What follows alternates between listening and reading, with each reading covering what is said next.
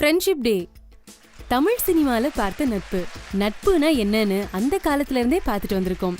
கோப்பெருஞ்சோழன் பிசிராந்தையார் நட்பு சங்க காலத்துல இருந்தே எந்த காலத்துக்கும் சொல்லப்படக்கூடிய ஒரு கதை. ஆனா இந்த காலத்து நட்பை தமிழ் சினிமாவை பார்த்து தான் தெரிஞ்சுக்க முடியுதுங்க.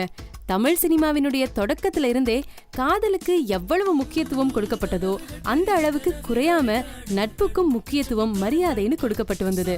அந்த கால சினிமால கை கொடுத்த தெய்வம் படம் சிவாஜி கணேசன் எஸ் ராஜேந்திரன் நட்பை பாராட்டி எடுக்கப்பட்ட படம். பெரும்பாலான படங்கள்ல நட்புக்குன்னு ஒரு கதாபாத்திரத்தை உருவாக்கி அதுக்குன்னு வசனம் எழுதாம இருந்ததே இல்ல தமிழ் சினிமாவில. தமிழ் சினிமா நட்பை பலவிதமா போற்றி புகழ்ந்திருக்குன்னு சொல்லணும். அண்ணாமலை படத்துல நட்பு ஒருத்தனை எப்படி உழைக்க வச்சு அவனை புகழோட உச்சிக்கு கொண்டு போச்சு அப்படின்னு நிரூபிச்ச படம். ஏதோ சின்ன சின்ன காரணங்களுக்காக பிரிஞ்சாலும் சண்டை போட்டாலும் நட்பு அப்படிங்கிறது உணர்வு பூர்வமானதுன்னு விளங்க வச்ச படம். யார் யாரோ நண்பன் என்று ஏமாந்த நெஞ்சம் உண்டு, பூவென்று முல்லை கண்டு புரியாமல் நின்று பால் போல கள்ளும் உண்டு, நிறத்தாலே ரெண்டும் ஒன்று அப்படின்னு நட்போட விரக்தியையும் பதிவு செய்யாம இல்ல தமிழ் சினிமா. ஏன் தேவா, ஏன் உன் அம்மானு தெரிஞ்சும் போகாம இருந்தியா? ஏன்னா நீ என் நண்பன்டா அப்படின்னு நட்பால மெருகேற்றி வசன வரிகளால நட்பை காட்டப்பட்ட தளபதி படம். நட்புக்காக தன்னுடைய அம்மா அப்பா அண்ணன் எதுவும் தேவையில்லைன்னு நட்பை உயர்த்தி காட்டின படம். பிரிவு ஒன்றை சந்தித்தேன் முதல் நேற்று, நுரையீரல் தீண்டாமல் திரும்புது காற்று. ஒரு ஆண் பெண் பழக்கம் காதல் இல்ல நட்புன்னு காட்டின படம் பிரிவோம் சந்திப்போம்.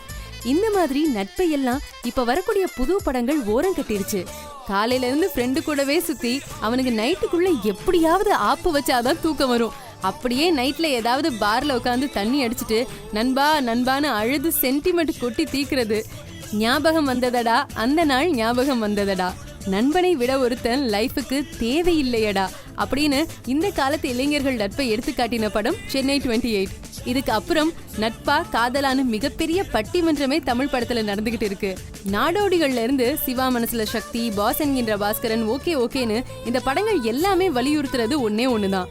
கண்ணை கலங்க வைக்கும் ஃபிகர் வேண்டாண்டா, கண்ணீர் அஞ்சலி போஸ்டர் ஒட்டும் நண்பன் போதுண்டா. இந்த படங்கள் எல்லாமே காட்டின நட்பு ஒண்ணுதாங்க. நண்பன் ஏறி மிதிக்கலாம், காரி துப்பலாம், கடைசி வரைக்கும் கூடவே இருப்பான் அப்படின்னு சொன்னதுதான். தமிழ் படங்கள் நட்பை பல பரிமாணங்கள்ல சொன்னாலும் திருவள்ளுவரோட நட்பு குரலை சொல்லலைன்னா அதனுடைய சிறப்பு முழுமையடையாதுங்க. இணையர் இவர் எமக்கு இன்னம் யாம் என்று புனையினும் புல்லென்னும் நட்பு.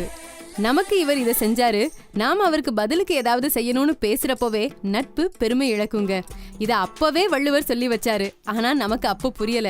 இப்போ சிவகார்த்திகேயன் அது இது எதுல நட்பை பத்தி சொன்னாதான் புரியுதுன்னு சொல்றீங்களா?